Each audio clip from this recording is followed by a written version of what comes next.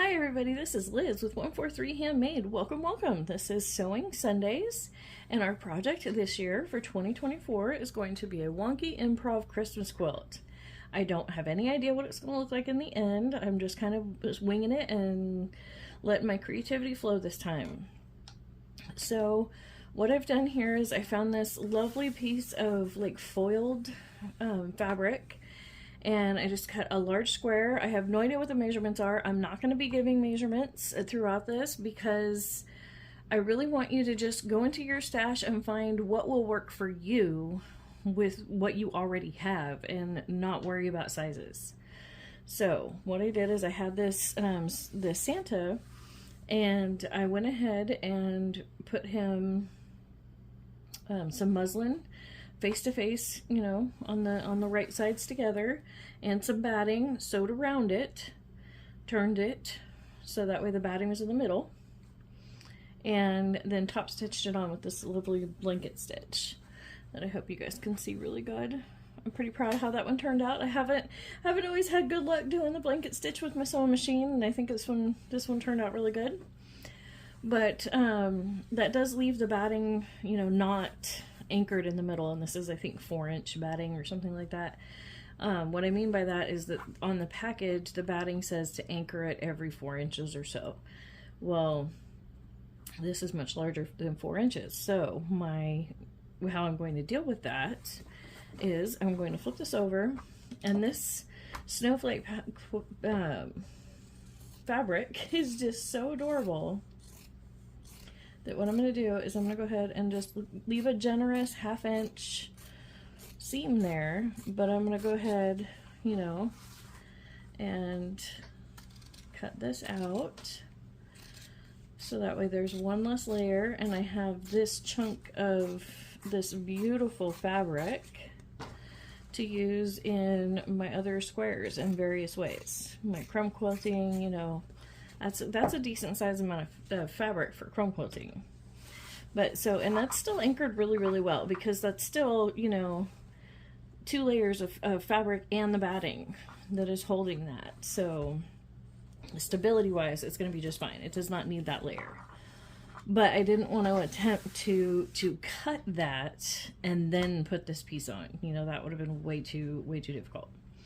But so now I've cut that piece out, and I'm going to do some hand embellishments on it, and I don't know exactly what I'm going to do. Just whatever feels good with the time. I'll probably start with adding some sort of something to enhance the snowy. So probably some French knots or colonial knots or something like that, and a nice white in through here on the tree. And then, you know, maybe just do the same thing on the horse's studs here. You know, just find little things that I can do. Maybe even find some cording and anchor it on, or just use some black and mimic the stitching there. You know, there's so many different things. So, but yeah, I'm going to embellish this with hand stitching.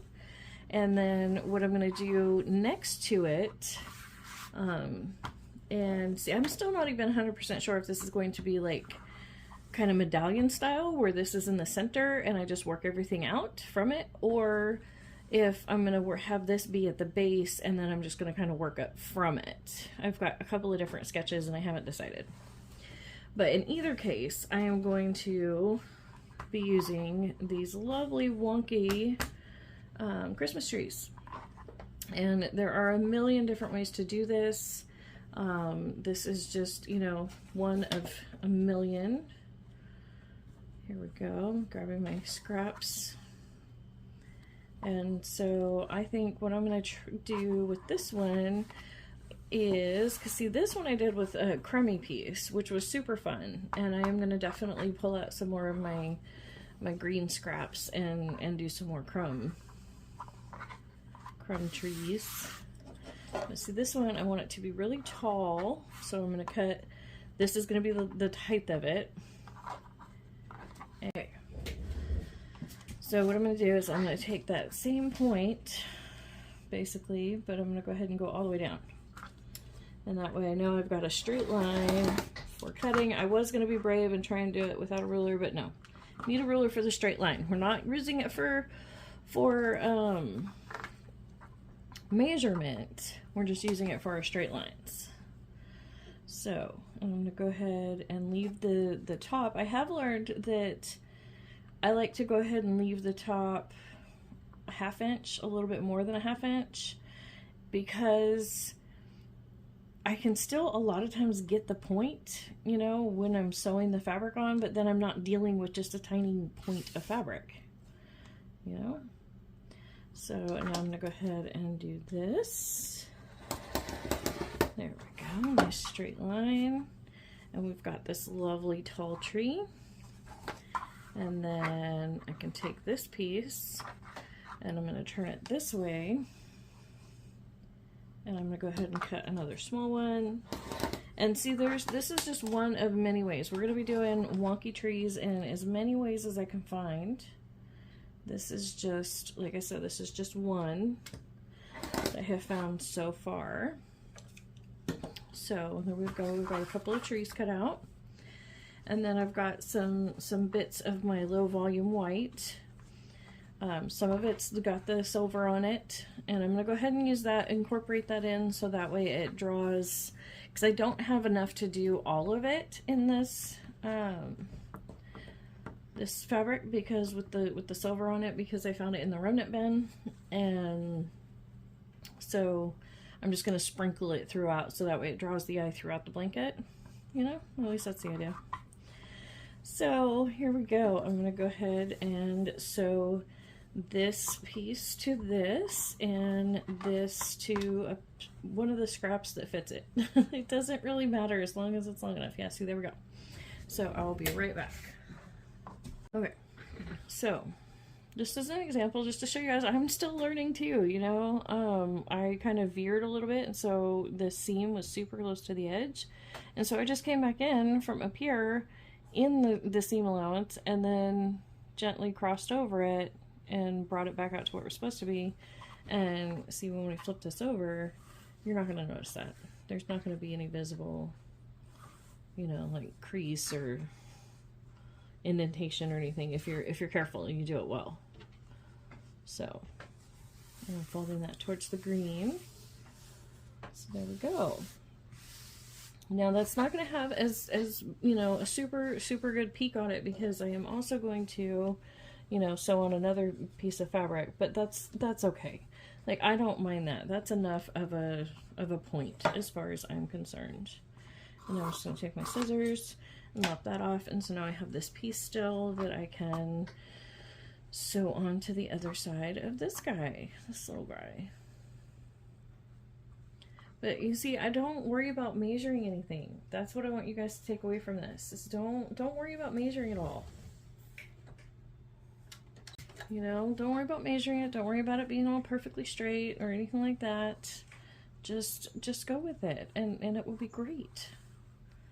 See how that one, because I did have that extra fabric there, I was able to sew all the way up, and I will keep that point on this one. That's why it doesn't bother me on that one, because some of them will be pointed, some of them won't. But you know what? When you go out in the nature and you start looking at trees, you know what? Some of them have points, some of them don't. And so what I was thinking I would do for my trunks is I have, let's see, this bit of fabric, and it's this lovely just mottled brown color. And what I did with this one is I just top stitched it on, and that's going to ruffle out, you know, and be that raw edge texture. But I was also thinking I would do a strip set. Let's see, I think this is right set up. So what I'm going to do is go ahead and sew this onto here, and then I'm going to cut it, and then also some white onto the other side. Okay, so let me scooch this stuff out of the way so I don't accidentally cut anything I don't want to. And we're going to go ahead and fold that over. Okay, now I'm going to go ahead and give myself a good, you know, because my blocks, you know, are a decent width, and this is the trunk, so I want to make sure I give myself a decent amount to work with. I'm going to go ahead and just cut it off like so. Like that. And then what I'm going to do is I'm going to take this piece, and I'm not going to sew it on all the way over here because I don't want my trunks that wide.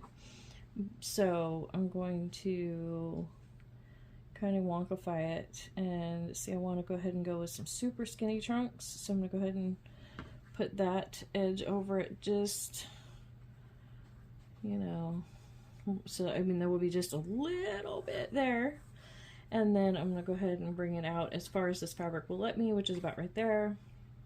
And so, and that will give me a nice, fun, wonky strip set.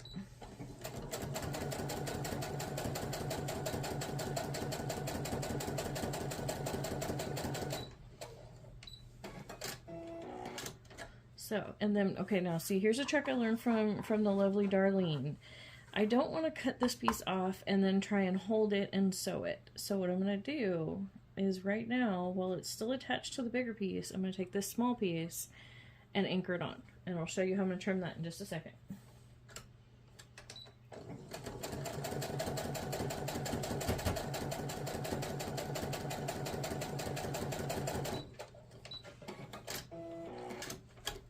Okay, so now I have this, which is kind of a weird piece, right? I've got these two like flaps, and like, it's like, what am I even doing? Okay, so what I'm gonna do is right here, my center piece, my middle piece, I'm just gonna follow it and trim like so. And see, now this little brown piece is anchored to this white instead of it just being, you know, loose somewhere. It's there. And now I have this lovely strip set as well. And see, I could easily anchor this to here. Okay, and just like that, see, I've got two strip sets, two trunk strip sets. Now these won't be, you know, some of them I might have be this tall, but I was thinking most of my trunks would be shorter than that. That I would probably cut this like roughly in half and put, I don't know, although that looks super cute, doesn't it? The tall, wonky trunk on the tall tree. Let's see, or do I like it shorter? That looks cute too, though. I think I'm gonna go ahead and anchor it all, though. I'm gonna go ahead and just plop this on and see what I'm gonna do to make sure that everything is great, because this is an improv quilt, so none of these lines are exactly straight, and I haven't pressed or anything like that, so probably should go press it. I'm not going to. But what I am going to do is line my ruler up so that way it's matching straight to straight, you know, and use my sharp rotary cutter, not the dull one this time, and just shave off all of that. See, now I can take this to the sewing machine and sew this nice straight piece. So there we go. Pull my stringies off, and look at how cute that is. It's super, super cute tree next to our Santa. And see, I guess I will have to, you know, splice that in somehow. But, you know, I'm gonna figure out how to anchor the blocks together after I have a bunch of blocks. I'm not saying I'm gonna wait for all of them to be done, but I am going to wait for, you know, a fair amount of them to be done. So, and now I've got this one. I don't want that guy to be such a tall tree. So, do we want it wonkified like that? No, not really. So, I'm going to go ahead and put it here.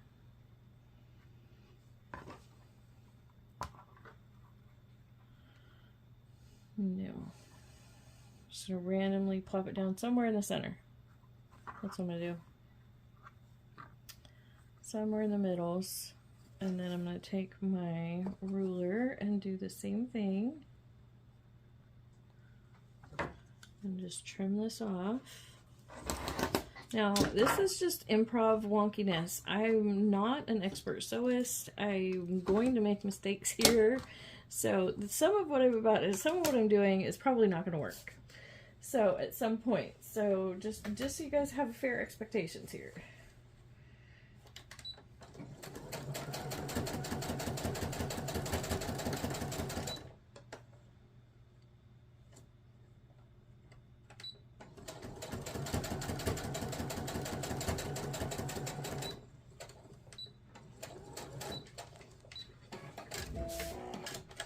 Okay, so that looks super cute. I don't know which way I want to flip that.